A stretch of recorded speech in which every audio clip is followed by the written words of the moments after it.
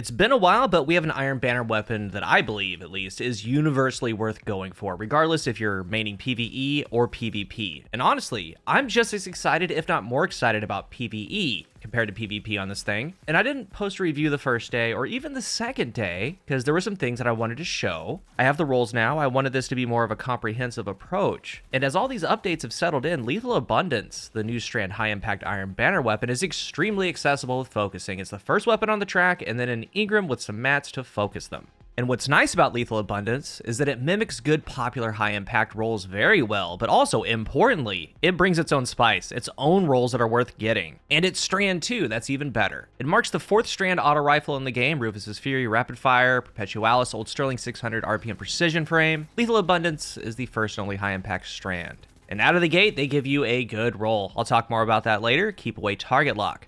The base stats are fine. It has the base stats to hit thresholds. I'll talk more about that later, and that's really important. Nothing's holding it back. Nothing's really shocking. These high impact frames, high range, middle of the pack stability and reload, handling. It's got a 74 starting recoil, which is nice. Side note, I enjoy the scope. Got some COD vibes to it. We have Skulking Wolf, the origin trait, PvP centered, while low health. Getting final blows with this weapon grants enhanced radar and removes you from the opposing radar. So in the third column, Discord, Enlightened Action, Keep Away, Dynamic Sway Reduction, Elemental Capacitor, Slice. The fourth column, Target Lock, Tap the Trigger, Hatchling, Collective Action, Onslaught, Attrition Orbs. Where it all starts with this thing is Slice.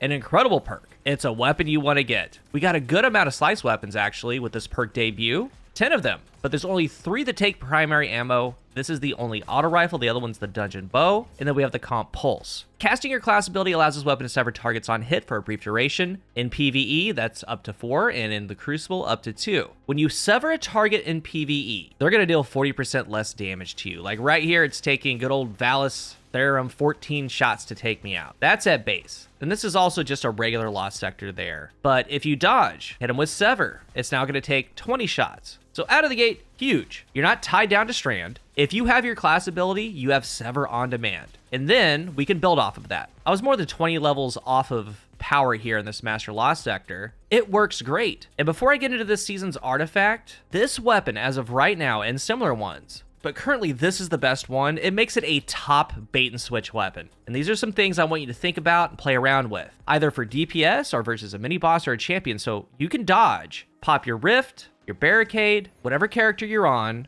tap them with it, sever them. You go to the next weapon, and then to the bait and switch rocket or linear fusion or whatever you got. Seriously, a great bait and switch weapon because they're going to be dealing 40% less as you're doing your damage. Use it. It is awesome. Keep in mind though, probably the best part about this is you aren't tied down to strand, like at all. But the second thing, this thing cooks with the artifact.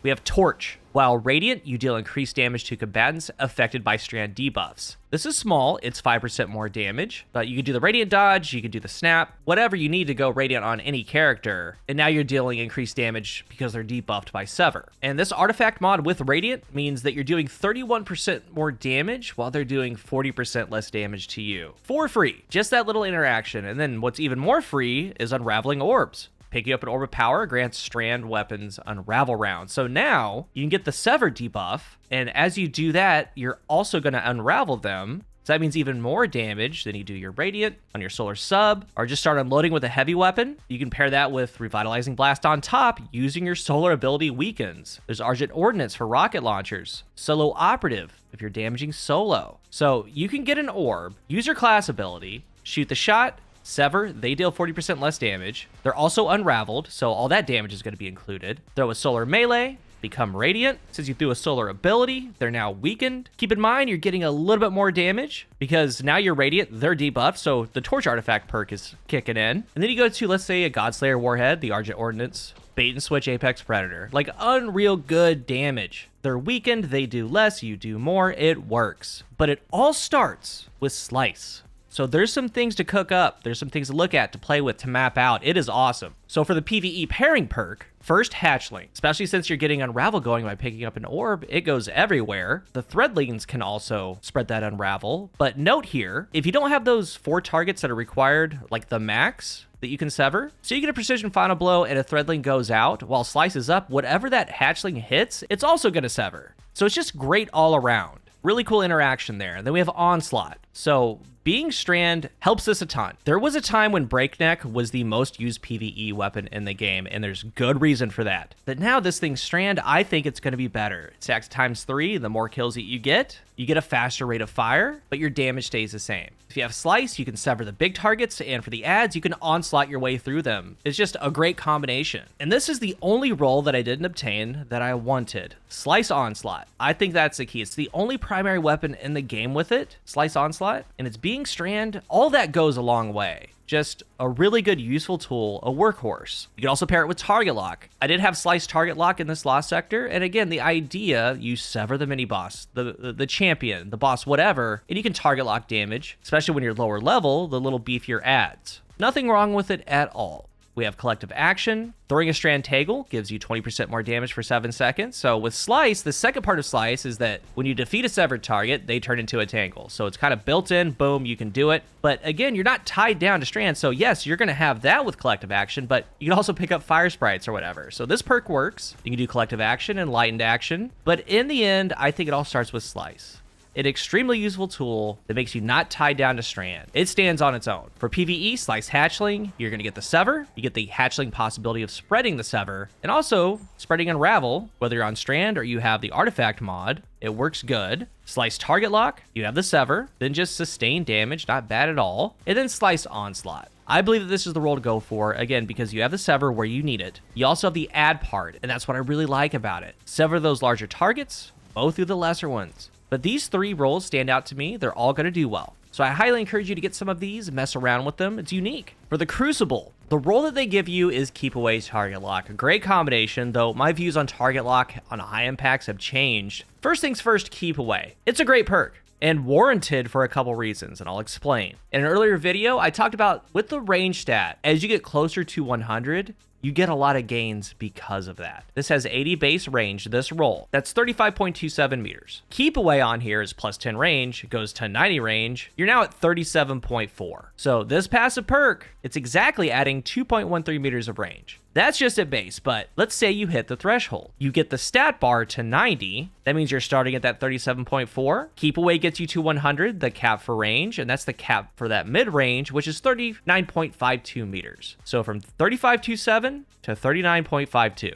So 4.25 meters totally gained, and all you need to do is add range somewhere to help keep away. Could be the magazine, could be the barrel, could be the masterwork. Get the base range from 80 to 90. Keep away gets it to 100. You're at the max in that mid range. But importantly, yeah, it can hit the threshold fairly easily, which is good, the 100-meter cap, but it's the accuracy that keep away gives. Let's remember that. This is a long-range weapon, one of the longer ones capped in that mid range, nearly 40 meters. So it makes a lot of sense to add accuracy for your deep shots, period. So that's a solid pick. We have target lock. Target lock used to cheat out a 5 bullet kill, but not anymore. They changed it. So it does help damage at a distance, keeping damage. But what it does now is it helps with ease of use. You stay on target, you land 5 crit, 1 body. That's tier 7 to 10. You can do 4 crit, 2 body, tier 6 and below. It's ease of use, nothing wrong with it, but I'm going to prefer some other perks like Onslaught or Tap the Trigger. With Onslaught, again, it's just a melting perk. You're ramping up your fire rate to get that damage out. No reload needed. It's unique. It's fun. I enjoy it. Tap gives plus 40 stability, gives accuracy too. So for 3/4 of your gunfight, you're gonna have that plus 40 stability. There's a lot of great combinations for PvP. And it mimics some of the old good ones like Load Broke, Age Old Bond. You can do things like Dynamic Sway Target Lock, Dynamic Sway Tap the Trigger. And then there's Slice. Okay. Slice also works in the Crucible. You make your enemy deal 15% less damage. And guys, borderline broken, especially when you kind of build into that,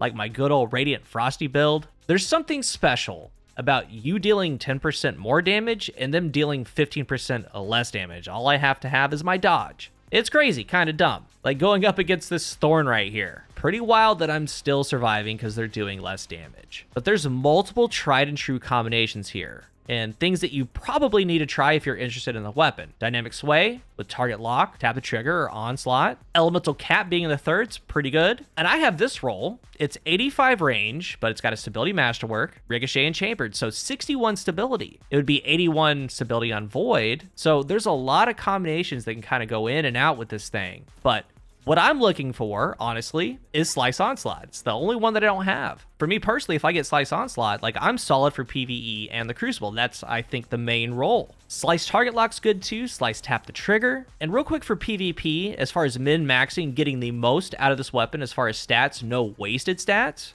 If you want or have keep away, literally anything to get it from 80 to 90, we talked about that, you're done at that point. But technically, the min-max on this thing, that stat line, if not keep away, it's going to be a range masterwork that goes to 90 range. Ricochet rounds goes to 95 range and 41 stability, and then corkscrew to go to 100 range, 46 stability, 37 handling. Most bang for your buck, most stats added. You'd add on a counterbalance mod if you want. It's RNG. You're going to get what you can with the combination that you want, but because its range stat is so high and you do have things like tap the trigger, you can kind of work some things in. Like, this thing's great. I got a number of rolls, and as I'm doing this video, I keep getting them. You know, Dynamic Onslaught, Slice Target Lock, Elemental Cap, Tap. But Slice Onslaught's been very elusive for me, but I'm 100% going to grind it out, and I will get it, because I will use it. And that's another thing too, right? A lot of these things are cool, but again, I personally play solo a lot. And when I go into, you know, dungeons and raid teams, I want to help out the best that I can with some of the things that I have. And for me, Slice Onslaught is going to do a lot of things for me. It's going to make content a little bit easier. And no matter what, once the artifact goes away, just that basic interaction of applying Sever, then going into bait and switch with a rocket or whatever, is something I'm very interested in. It's very, very good. So as I started with, I do think that this is a weapon that's kind of universal, PvE or the Crucible. There's some really cool things you can do with it. If you're new here, remember to hit the subscribe button. And if you are subscribed, thank you so much for your support. Let's talk about Lethal Abundance down below. What are your thoughts on it? What are some of the roles that you're liking? And no doubt in the future, we're going to get more strand weapons with Slice. And with what I went over, I'm not really interested in the comp pulls for PvE, especially when this thing has Onslaught on it. The bow is actually really, really good with it, but I don't like it for the whole bait and switch play loop. And in the end, auto rifles are always in the artifact. It's going to be beneficial. So let's talk about it down below. Thank you for watching, and until the next one, I am CoolGuy.